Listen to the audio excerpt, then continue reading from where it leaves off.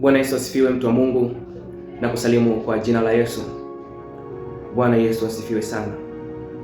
Haleluya, haleluya. Bwana Yesu asifiwe. Mtu wa Mungu, nakukaribisha tuangalie vitu 7 ambavyo natamani sana umombe Mungu akupatie hivi vitu 7. Tuangalie kwa uwezo wa Roho Mtakatifu. Kitu cha kwanza ni maono. Tunaona Biblia inasema kwamba pasipo maono watu huacha kujizuia, pasipo maono watu huangamia. Bwana Yesu asifiwe. Kumbe ukiwa na maono unajua unaelekea wapi, huwezi ukaenda kila sehemu. Ukiwa na maono unajua unatakiwa ufanye nini, huwezi kufanya kila kitu. Ukiwa na maono kuna vitu utaachana navyo, kuna vitu utavipotezea, kuna vitu hata kama vilikuwa vinakufurahisha as long as havikusaidii kitu chochote kile utaachana navyo. Kuna wakati tunafanya maamuzi mabaya, maamuzi ya kujiumiza, maamuzi ambayo yanatuangamiza sisi wenyewe kwa sababu ya kukosa maono. Kukosa maono, tunafanya maamuzi ya muda mfupi ya kujifurahisha kwa muda mfupi, alafu yanatuletea mateso ya muda mrefu. Lakini ukiwa na maono, kuna wakati unaweza kukubali uishi kama mtumwa ili baadaye ukaishi kama mfalme kwa sababu ya maono. Kwa maono ni kitu cha msingi sana ili dunia isikuumbishe, kwa sababu dunia ina mambo mengi, lakini sio kila kitu ni kwa ajili yako. Kwa unatakiwa ujue vitu gani ni kwa ajili yako na uishi kwenye hivyo vitu. Kitu cha pili, mtu wa Mungu, ni mkakati. Ombe Mungu akupe mkakati. Akuonyeshe namna gani unatakiwa kufanya. Akufundishe kama ambavyo alikuwa anamuonyesha Musa namna ya kujenga hema kwa vipimo, kwa kila kitu ambacho kinatakiwa. Kwa Mungu anatakiwa akufundishe unatakiwa ufanye nini na kwa namna gani, kwa sababu ukifanya tu ovyo unaweza kujikuta kwamba unaharibu biashara yako. Uifanyeje? Kazi yako uifanyeje? Mambo yako kwenye ndoa yako ufanyeje? Mungu akupe mikakati ya kufanya. Usifanye kama mtu ambaye anatembea kwenye giza kwa kupapasa, bali ufanye kama mtu ambaye anajua nini ambacho anakifanya. Kitu cha tatu, muombe Mungu, mtu wa Mungu, akupe hekima. Hekima ni kama kitu ambacho ni kama center, yani niseme ni kama chombo ambacho kinabeba kila kitu. Kila kitu ambacho huwa tunakitamani, hekima huwa inaweza ikakibeba vizuri. Kwa mfano, usipokuwa na hekima ukapata hela nyingi sana, hizo hela zinaweza kukuangamiza. Usipokuwa na hekima ukapata cheo kikubwa kukuzidi, ukapata umaarufu kukuzidi, ukapata mali nyingi kukuzidi, hivyo vitu usipokuwa na hekima vitakuangamiza. Kwa hiyo kwa sababu Suleiman aliomba hekima, ndio maana alipewa vitu vingi sana. Kwa mtu wa kawaida, kwa vitu ambavyo Suleiman angepewa, angekosea zaidi ya Suleiman. Kwa hiyo hekima kumbe ni kitu cha msingi sana. Ukiwa na hekima, hekima inavuta fedha, hekima inavuta kazi, hekima inavuta watu sahihi, milango sahihi, nafasi sahihi, fursa sahihi, inavuta vitu sahihi kwenye maisha yako. Hekima. Bila hekima huwezi ukatoboa. Kila kitu kizuri utakuwa unakiona ni kibaya. Hata mabaya pia ambayo yanakuja kukufundisha utaona ni mabaya na hautapokea mafunzo kupitia hayo mabaya. Kwa sababu gani? Kwa sababu hauna hekima. Kuna vitu ambavyo vizuri ambavyo vimefichwa kwenye changamoto na mabaya. Usipokuwa na hekima huwezi kutambua. Kwa hekima ni kitu cha msingi sana, mtu wa Mungu. Ni kitu cha msingi sana. Ukiwa na hekima unaweza kupata kila kitu. Kitu cha 4, mtu wa Mungu, ni kibali. Mungu anasema watu wake watakatifu anawapa kibali au anawafunika kwa kibali kama ngao. Kwa kibali cha Mungu kwenye maisha ya mtu kinategemea maisha yake ya utakatifu. Kwa muombe Mungu akupe kibali, kwa sababu kuna watu wengi sana ambao si kwamba labda wamesoma sana, wana akili sana, yani wana nguvu sana au wana kitu cha ziada sana mpaka wamepata nafasi kubwa. Hapana. Ni kwa sababu tu ya kibali. Wamepata vibali mbele ya wafalme, mbele ya watu wakubwa, mbele ya matajiri, mbele ya mabosi. Unakuta wameaminiwa kuliko hata watu ambao wamesoma. Kwa unaweza ukasoma sana lakini ukaishia kuuza nyanya. Ukawa na masters huko, degree, lakini bado ukaishia kuwa saidia fundi, unasogeza tofali, unakoroga zege. Lakini mtu ambaye ana elimu ya form 4, form 6 amepata kibali ambacho wewe mwenyewe unashangaa, imekuwaje amepata nafasi sehemu ambayo alitakiwa apate nafasi mtu mwingine hastahili. Ni kibali cha Mungu. Kibali cha Mungu kinakupa nafasi usiyostahili, kinakupa vitu usivyostahili ukiwa katika hali ya kutostahili. Yaani ukiwa haustahili unapata vitu ambavyo haustahili. Hiyo ni nguvu ya kibali. Kibali cha Mungu kinaweza kukufungulia milango na kukupa vitu ambavyo unaweza ukapambana kwa miaka 10 na usipate. Lakini kibali cha Mungu kinaweza kukupa hivyo vitu vyote ndani ya muda mfupi sana. Ndani ya muda mfupi sana. Ni nguvu ya kibali cha Mungu. Ukiwa na kibali cha Mungu, watu watakukubali, fedha itakukubali, kazi zitakukubali, fursa zitakukubali, kila kitu kitakukubali, kwa sababu Mungu akikukubali wewe, nani atakayekupinga? Hakuna atakayekuzuia. Ni kweli upinzani huwa haukosekani, lakini hata hao wapinzani watakuwa ni sehemu tu ya kukutengeneza na kukuimarisha, kukufanya uwe bora zaidi. Bwana Yesu asifiwe sana. Kitu cha 5, mtu wa Mungu, omba Mungu akupe uwazi kwenye njia zako na mambo yako. Unajua, ukiwa unafanya vitu bila confusion, unaweza kufanya kwa ubora zaidi. Kuna wakati unakuta zinatokea option 3. Imetokea nafasi ya kazi nje, imetokea nafasi ya kazi Dar es Salaam, imetokea nafasi ya kazi Mwanza, imetokea nafasi ya kazi Arusha. Hauelewi uelekeo wapi.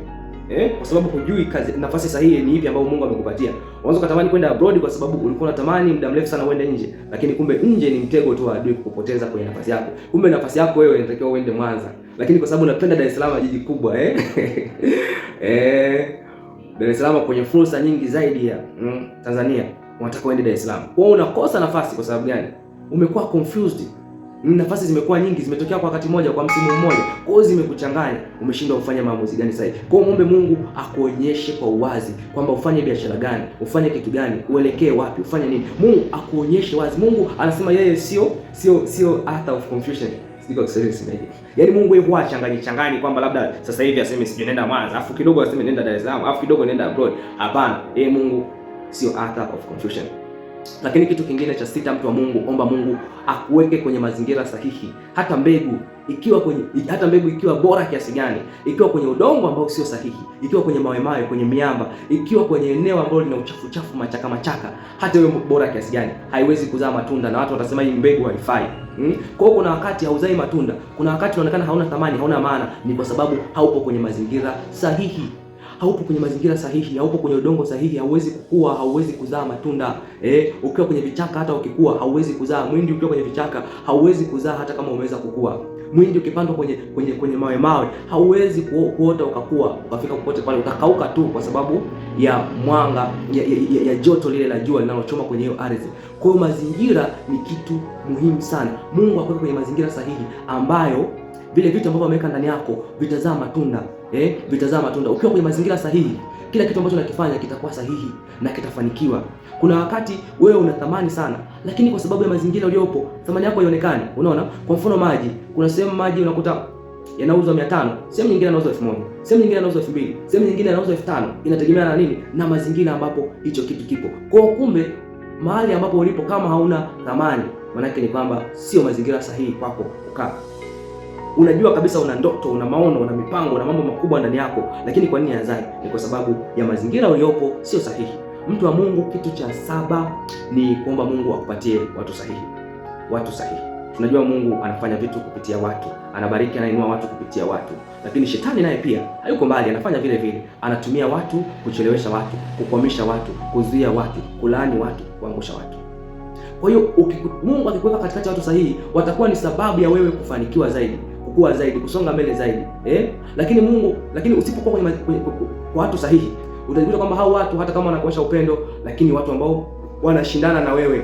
Mtu anayeshindana na wewe hata kama anakupenda, anakuonyesha kukuheshimu, as long as anashindana na wewe, ikitokea nafasi yeye atakuwa anaweza akasema bwana, kuna nafasi fulani, lakini kule anatengeneza mazingira ya kusema kwamba huyu hapo asipate nafasi ya kazi, kwa sababu anaona hiyo nafasi ya kazi ni kubwa. Ukipata hiyo nafasi, wewe utamzidi, utamtangulia, utakuwa mbali zaidi, utakuwa juu yake. Kwa hiyo anachotaka yeye usifanikiwe zaidi yake ni watu ambao sio sahihi. Wao wanakukadiria tu kwamba usifanikiwe kuwazidi wao, usifanikiwe kuvuka hapa. Kwa hiyo nafasi kubwa hawawezi kukupambania uipate, ila wanakuwa sababu ya kukupinga usifanikiwe. Ukiwa kwenye watu sahihi, watakuombea, watakushika mkono, watakuinua, hawatakubali ubaki chini, hawatakubali udhalilike, hawatakubali uonewe. Watakuwa sababu ya wewe kubarikiwa. Lakini ukiwa kwenye watu ambao wenye majungu, wachawi, wataishia kukuroga tu muda. Yaani muda wote wewe maisha yako itakuwa ni vita, kwa sababu unapambana na watu badala ya kupambania maisha yako. Ile nguvu ambayo itakiwa uinvesti kwenye elimu, uinvesti kwenye biashara, uinvesti kwenye kazi yako, uinvesti kwenye mambo yako mbalimbali ambayo yanatakiwa yakuzalishia matunda, wewe unainvesti kwenye kushindana na watu. Ukiwa na watu ambao sio sahihi, wataishia kunyonya wewe, wataishia kukunyonya. Maana yake kapu lako litaishia kuwa dry, utakuwa drained all the time. Emotional, yani kihisia, kiakili, kifedha, kiuchumi, kijamii, kisiasa, utakuwa drained. Kisaikolojia, yani utakuwa emotionally drained, financially drained. Yaani hakuna kitu, hakuna amani, hakuna furaha. Kwa sababu gani? Sio watu sahihi. Watu sahihi ni watu ambao haujazi tu vikombe vyao, bali na wao pia wanajaza vikombe vyako, hawatakubali ukaukiwe. Kwa hivyo ni miongoni mwa vitu sahihi, mtu wa Mungu, ambavyo nakusihi muombe Mungu akupatie. Mungu akikupatia hivyo vitu 7, hakika utaona kwamba hakuna haja ya kupambana, kujitesa, kukimbiza vitu. Hautakuwa unakimbiza vitu, ila vitu vitakuwa vinakukimbiza wenyewe, vitakuwa vinakufuata wenyewe, kama jinsi ambavyo Yesu amesema kwenye Mathayo 6:33 kwamba tusijisumbue, bali tutafute kwanza ufalme wa Mungu na haki yake, na hayo yote tutazidishiwa. Kwa hiyo tukiutafuta ufalme wa Mungu, Mungu akatupatia hivyo vitu, kila kitu ambacho tunakihitaji tutazidishiwa. Hatutahangaika kutafuta huku na kule, hatutahangaika. Ndio maana unaweza kuona kwamba kuna watu wana struggle miaka nenda rudi, wanapambana sana, wanafanya kazi sana, wana bidii mno, lakini hawafanikiwi, kwa sababu mafanikio hayategemei bidii tu, hayategemei kujituma tu, hayategemei kupambana tu. Ndio maana nimesema kwamba unaweza kupambana kwa miaka 10, lakini mtu mwenye kibali cha Mungu akapata zaidi ya mafanikio ambayo umepata kwa miaka 10 ndani ya mwezi mmoja tu. Mungu akubariki sana mtu wa Mungu. Nikutakie ushindi kwenye kumaliza mwaka 2025, na mwaka 2026 ukawe ni mwaka wa baraka kwako za kiroho na za kimwili. Kila utakaolifanya Mungu akalibariki na kulizidisha, ukazae matunda yapasayo toba. Mungu akubariki mno.